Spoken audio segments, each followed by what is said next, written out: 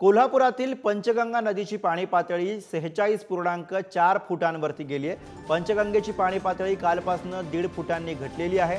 मात्र कोल्हापुरातील काही भागांमध्ये आजही पुराचं पाणी कायम दिसतं। कोल्हापूर गगनबावडा मार्गावरील पाणी ओसरलंय। मार्ग वाहतुकीसाठी सध्या सुरू करण्यात आलेला आहे। कोल्हापुरातील तब्बल 85 बंधारे हे पाण्याखाली आहेत। कोल्हापूर शहरासह करवीर तालुक्यामधील सर्व शाळा आणि महाविद्यालयांना आज सुट्टी देण्यात आली आहे।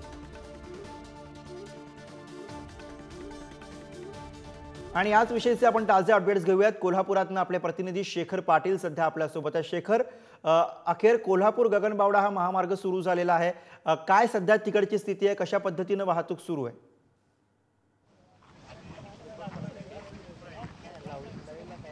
गुरु, कोल्हापूर गगनबावडा मार्गावरतीच मी सध्या उभा आहे। माझ्या मागे पाहतोय दोनवडे फाटा दिसतोय। खर तर मार्ग सध्या वाहतूक जी आहे ती अत्यावश्यक सेवांसाठी सुरू करण्यात आलेली आहे आणि जे नागरिक त्या पुराच्या पाण्याच्या पलीकडे आहेत त्या नागरिकांना केवळ चालत येण्यासाठी हा मार्ग जो आहे तो सुरू करण्यात आलेला आहे। अजूनही वाहतूक मार्ग कुठल्याही पद्धतीने या ठिकाणी सुरू करण्यात आलेली नाही। अजूनही पाणी आपण पाहताय या महामार्गावरती जवळपास अर्धा फूट एवढं पाणी आहे आणि म्हणूनच या मार्गावरून वाहतूक जी आहे ती कुठल्याही पद्धतीने सुरू नाही। काही अत्यावश्यक सेवा आहेत ज्यामध्ये दुधाचे टँकर्स असू देत, ॲम्ब्युलन्स सेवा असू दे, हे या सगळ्या वाहनं जी आहेत ती यावरून सुरू करण्यात आलेली आहेत। मात्र सध्या आपण पाहतोय दोनवडे फाट्यापासून बालिंगाकडे येणारी लोक आहेत जी शहरामध्ये येतात, त्या लोकांची मात्र या ठिकाणी रहदारी आता वाढताना पाहायला मिळते। अनेक जण आपले सकाळपासूनच या ठिकाणी पाणी कमी झाल्यामुळे केवळ चालत तरी येण्यासाठी परवानगी द्यावी अशी विनंती करून खरं तर प्रशासनानं त्या सर्वांना चालत येण्यासाठी परवानगी दिलेली।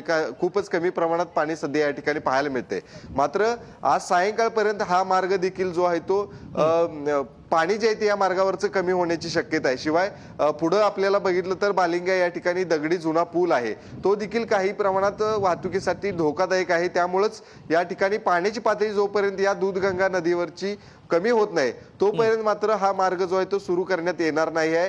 केवळ अत्यावश्यक सेवांसाठीच हा मार्ग सुरू करण्यात येणार आहे। मात्र जर या मार्गावरचं पाणी पातळी जी आहे ती आज सायंकाळपर्यंत कमी झाली तर मात्र दुचाकी वाहनांसाठी आज संध्याकाळी किंवा उद्या सकाळनंतर या ठिकाणी पुन्हा एकदा हा मार्ग जो आहे तो सुरू करण्यात येईल। आपण परिस्थिती एकूणच परिस्थिती हळूहळू पूर्वपदावरती येताना आपल्याला शेखर बघायला मिळते। धन्यवाद या सगळ्या सविस्तर माहितीसाठी। पुढे